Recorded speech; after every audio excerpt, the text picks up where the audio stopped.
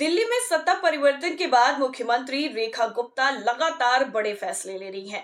हाल ही में उनकी सरकार ने पूर्व मुख्यमंत्री अरविंद केजरीवाल की महत्वाकांक्षी फरिश्ते योजना को बंद करने का फैसला लिया, जिससे राजनीतिक माहौल एक बार फिर से गर्मा गया है। दरअसल इस योजना के तहत सड़क दुर्घटना में घायल किसी भी व्यक्ति को तुरंत नजदीकी निजी अस्पताल में भर्ती कराया जाता था और उसके इलाज का पूरा खर्च दिल्ली सरकार वहन करती थी। मीडिया रिपोर्ट्स के मुताबिक सरकार ने इस योजना को बंद करने का कारण इसमें पाई गई अनियमितताओं को बताया है। मुख्यमंत्री रेखा गुप्ता का कहना है कि इस योजना की समीक्षा के दौरान कई खामियां सामने आई, जिससे ये स्पष्ट हुआ कि योजना जितनी कारगर दिख रही थी उतनी नहीं थी। उनका कहना है कि दिल्ली में स्वास्थ्य सेवाओं को मजबूत बनाने के लिए नई रणनीति अपनाई जाएगी। फरिश्ते योजना को बंद करने के बाद आम आदमी पार्टी ने भाजपा सरकार पर निशाना भी साधा है। दिल्ली आप संयोजक सौरभ भारद्वाज ने इस फैसले की कड़ी आलोचना करते हुए कहा है कि इस योजना के कारण अब तक 10,000 से ज्यादा लोगों की जान बचाई जा चुकी है। उन्होंने आरोप लगाया कि जब भाजपा विपक्ष में थी तब भी उसने एलजी कार्यालय के जरिए इस योजना के लिए फंड जारी होने से रोकने की कोशिश की थी। अब सत्ता में आते ही इसे पूरी तरह खत्म कर दिया गया। भारद्वाज ने कहा कि यह फैसला अमानवीय और जन विरोधी है, जिससे हजारों लोगों की जिंदगी खतरे में पड़ जाएगी। दिल्ली भाजपा अध्यक्ष वीरेंद्र सचदेवा ने आपके आरोपों का जवाब देते हुए कहा है कि केजरीवाल सरकार की ज्यादातर योजनाएं घोटाले का जरिया बन चुकी थी। उन्होंने कहा कि फरिश्ते योजना के नाम पर निजी अस्पतालों को मनमाना भुगतान किया गया, जिससे भ्रष्टाचार बढ़ा। इतना ही नहीं, सचदेवा ने यह दावा किया कि इस योजना का लाभ कुछ चुनिंदा अस्पतालों को ज्यादा मिला, जबकि सरकारी अस्पतालों की स्थिति में सुधार नहीं किया गया। दिल्ली में कुछ साल पहले एक दर्दनाक सड़क दुर्घटना हुई थी, जिसमें घायल व्यक्ति को सरकारी अस्पतालों में जगह नहीं मिली और आखिर में उसकी मौत हो गई। इस घटना के बाद हाईकोर्ट ने सरकार को निर्देश दिए कि दुर्घटना पीड़ितों को तत्काल इलाज मिले। इसके बाद 2017 में फरिश्ते योजना शुरू की गई थी।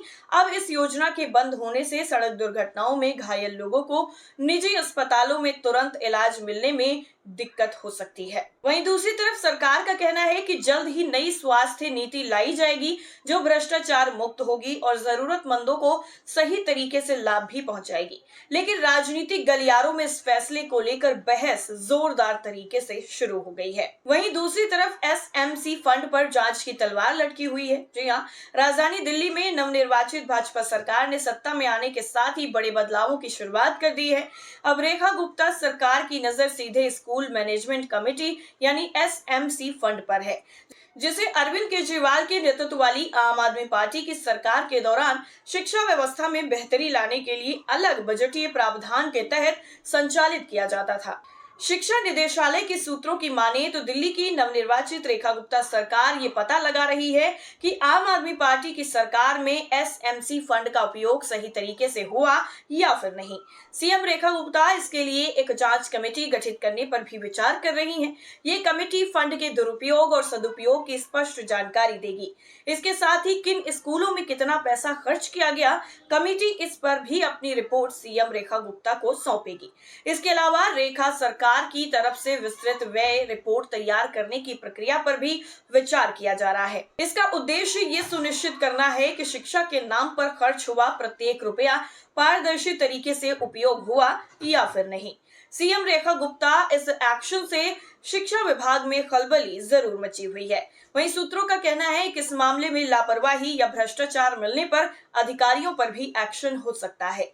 शिक्षा विभाग के मुताबिक आम आदमी पार्टी की सरकार में बनाए गए नियमों के तहत स्कूलों को मिलने वाले इस फंड का 50% हिस्सा स्कूल भवन के रख रखाव जैसे कार्यों पर और बाकी 50% हिस्सा स्कूल मैनेजमेंट कमेटी यानी एसएमसी की सिफारिशों पर खर्च किया जाता है। यानी अगर किसी स्कूल में 1500 तक छात्र हैं तो एसएमसी को 5 लाख रुपए सालाना दिए जाते हैं।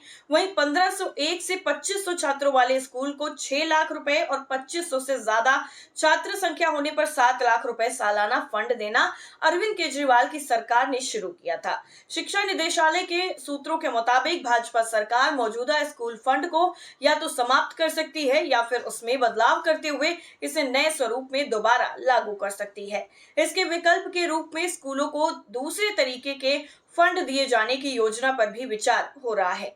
एसएमसी फंड का उद्देश्य स्कूलों में माता पिता, शिक्षकों और स्थानीय समुदाय को शामिल कर निर्णय लेने की प्रक्रिया को मजबूत बनाना था।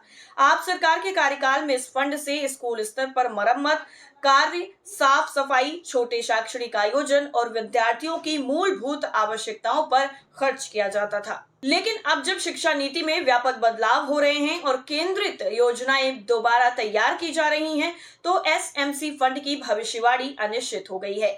क्या ये फंड आगे भी जारी रहेगा या फिर इसकी जगह कोई नई व्यवस्था ले जाएगी, इस पर स्पष्टता आने वाले हफ्तों में फिलहाल के लिए मिल जाएगी। फिलहाल इस पूरी रिपोर्ट पर आपकी राय क्या है, कमेंट्स करके जरूर बताइए। आपके अपने कुल्हड़ न्यूज को सब्सक्राइब कीजिए, वीडियो को लाइक कीजिए, शेयर कीजिए। नमस्कार।